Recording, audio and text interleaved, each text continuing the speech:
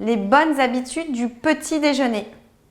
Le corps vient d'avoir un jeûne qui a duré entre 7 et 12 heures. Physiologiquement, le corps a besoin de cet apport énergétique. Le petit déjeuner, si on devait exagérer, mais à peine exagérer, est le repas au niveau énergétique le plus important de la journée ou le deuxième plus important de la journée en réalité. J'exagère à peine. Votre corps a besoin de plein de nutriments. En réalité, on en a 3, les protéines, les lipides et les glucides. Libre à vous d'aménager ce petit déjeuner comme vous le souhaitez. On entend parfois parler de la chrononutrition, je ne l'aborderai pas énormément. Vous pouvez avoir des collègues, des amis, de la famille, des sœurs, des belles-sœurs qui vont vous dire « Oh, moi je prends du citron pressé ». D'autres vont vous dire oh, « Flocons d'avoine avec un petit peu de lait, un petit peu de fromage blanc ». Il y en a qui font des bol cakes désormais. Il y en a qui vont prendre du pain, du beurre. Il y en a qui vont prendre des céréales du petit déjeuner. Celles pour les enfants restent quand même très sucrées. Vous pouvez aussi très bien prendre des biscottes. Il y en a qui vont supporter seulement des fruits ou du jus de fruits. Là, c'est un petit peu limite parce que rappelez-vous, on veut privilégier les glucides complexes, entre guillemets les sucres lents, et on veut limiter les sucres rapides. Alors, c'est très bien un petit peu de fruits le matin, un petit jus de fruits. Mais n'oubliez pas qu'un fruit, c'est égal entre 2 et 4 carrés de sucre. Donc, plus vous prenez un grand jus de fruits, plus vous multipliez les prises alimentaires de fruits le matin, plus on augmente le sucre rapide. Ce n'est pas forcément bénéfique pour la matinée, car après, dans la matinée, vous avez une baisse de régime. Le sucre va monter et après va diminuer dans le sang. Vous risquez d'avoir faim dans la matinée. D'autre part, si vous êtes pressé, pas la peine de le prendre à la va-vite à la maison. Attendez d'être posé au travail, si l'occasion se présente ou si vous en avez l'opportunité. Vous pouvez aussi emmener les enfants à l'école, prendre votre petit déjeuner en rentrant tranquillement.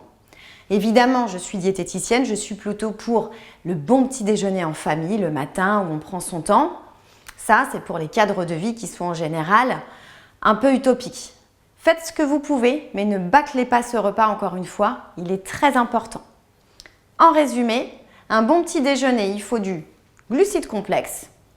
Peu importe, plutôt pain, c'est très bien. Plus le pain va être complet, avec des graines, aux céréales, avec un petit peu de matière grasse, mieux c'est.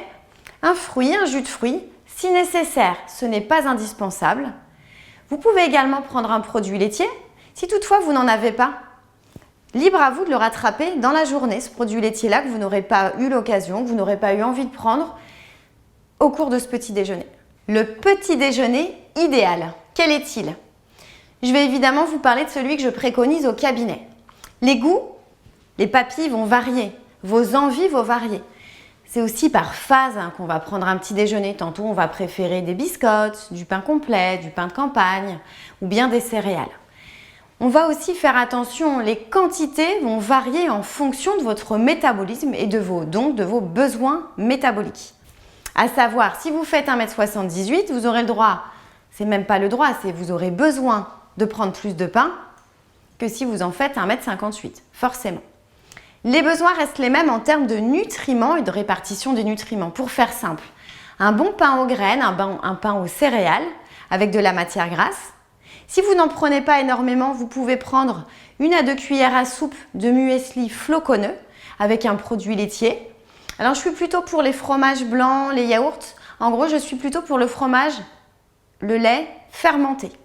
Le lait fermenté, il va moins irriter la paroi intestinale et on n'aura pas besoin de trop de lactase, l'enzyme qu'on ne sécrète plus dès l'âge de 5, 6, 7 ans pour digérer ce lait. On y ajoutera un tout petit peu de sucre rapide via un fruit, un kiwi, c'est l'équivalent d'un demi-fruit, un abricot en saison. Essayez de respecter tant bien que mal les saisons. Et on pourra bien évidemment penser à l'hydratation. L'hydratation, que ce soit un verre d'eau, il y en a qui parlent beaucoup, je le redis, du citron pressé. C'est de la vitamine antioxydante, hein, très très bien. Sauf qu'après, on risque d'avoir un petit peu d'acidité au niveau du palais. C'est pas grave, c'est pas mauvais pour la santé. L'hydratation, ça peut être aussi le thé. Attention, le thé, c'est très bien, c'est un excitant. Le café aussi, donc tous deux contiennent de l'eau, mais ce sont des excitants. Je ne dis pas qu'il ne faut pas en consommer, mais n'hésitez pas à alterner avec du rooibos, du thé déthéiné ou même des infusions régulièrement qui auront les vertus médicinales des plantes qu'elles contiennent. Vous êtes paré et vous êtes bien opérationnel désormais pour le petit déjeuner.